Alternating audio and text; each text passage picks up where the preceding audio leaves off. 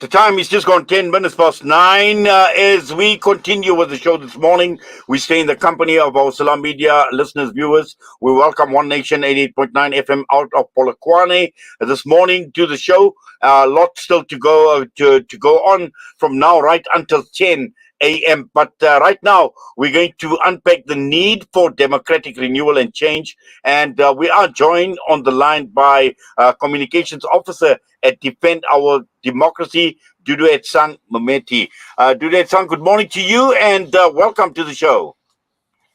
Good morning to you and your listeners. Thanks for having me.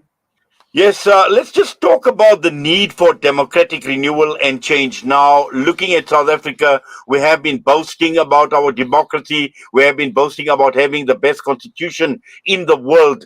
But clearly, at this point in time, there are still huge question marks that are directed at where we are as far as democracy is concerned, but more importantly, in terms of defending our democracy. That's correct. I think over the past few years, we've just seen a almost decline in the state of our democracy. We've seen public figures, go out in public and want to challenge our constitutional democracy and instead opt for a parliamentary democracy. And as you can remember, during apartheid, we had a parliamentary system or a parliamentary democracy that didn't necessarily govern fairly those who are marginalized. And how can we then think of wanting to having a similar system in the country? But I guess beyond that, there has been events in our country where um, you begin to notice these things and you begin to notice how they affect people's lived experiences and how they feel that democracy no longer serves them to some extent. And that's when you know that we've got a problem. And these things, you see them in the way in which people feel that foreign nationals in this country are stealing their jobs and their opportunities. So issues around xenophobia, you see it around issues of, how there's very poor service delivery. And when we talk about service delivery and you talk about it at a grassroots level, this is the fruits of democracy. And so people do not necessarily feel the benefit of this democratic dispensation that we currently have. You see it in the way that there is constant sabotage of SOEs and public infrastructure, load shedding, just how people feel that there just isn't, there just no longer is like a tangible benefit. We have low voter turnout at elections. And so when people don't want to engage in this kind of democratic exercise, then you know that there's something wrong. And so Well, Well, clearly, sir, there is definitely something wrong. And, I think I like when you talk about fairness and fair governance, because this is absolutely important. This is absolutely crucial because when one looks at democracy, people often say this, and when none are not only looking at South Africa, but democracies right across the world, we're talking about a government that is fair, a government that is just. Now, these are the very foundations that democracies are actually built on, or democratic governments are built on. And this is what people are not seeing. that's very true. So when you have government officials wanting to challenge a constitutional democratic system that essentially functions well, it just needs to be either renewed in certain instances or some overhaul must take place at some point. And then on top of that, you have the very same officials who somewhat are entangled in state capture and corruption.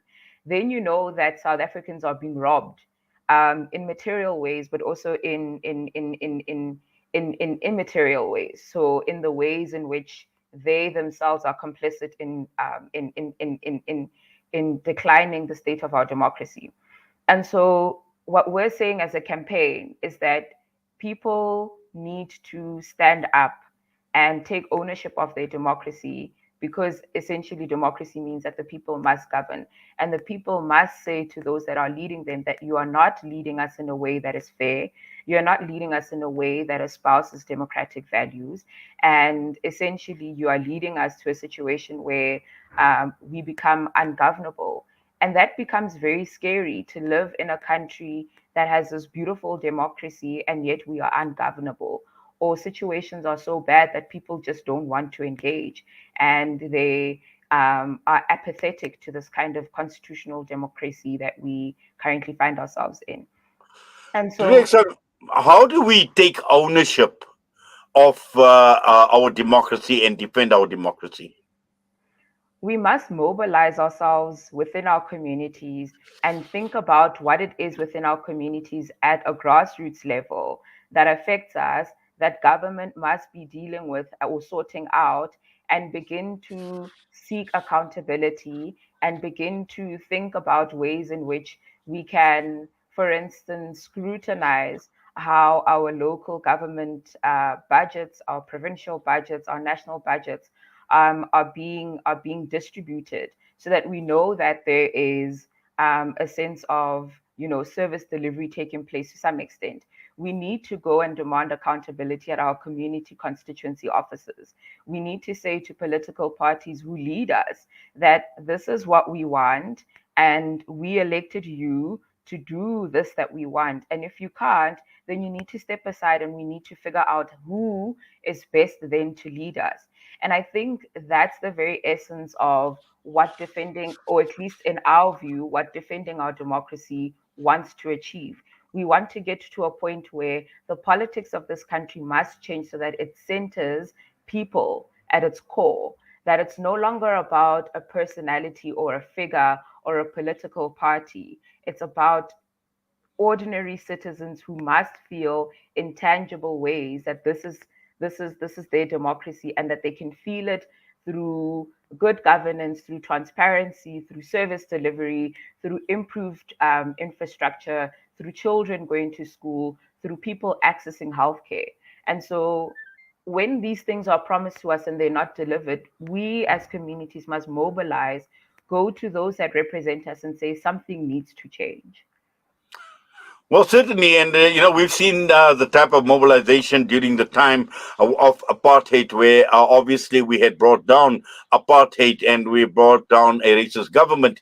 And again, this should be the sign of political maturity, because well over 20 years into our democracy, and when we hear of people talking about we are worse off now than what we were even during the time of apartheid, these should raise huge. These should raise red flags. These should raise questions that in the absence of accountability, this is what people are saying. But even more importantly, at the end of it all, when we need to hold people accountable, we seem to be just shying away. We seem to be taking a backseat and just accepting the status quo to do it, son. That's correct. And I think one thing that we need to remember about our constitutional democracy and the system is that, it's governed by a social compact, right? On the one hand, it is our government. Our government will lead us, they are accountable to us.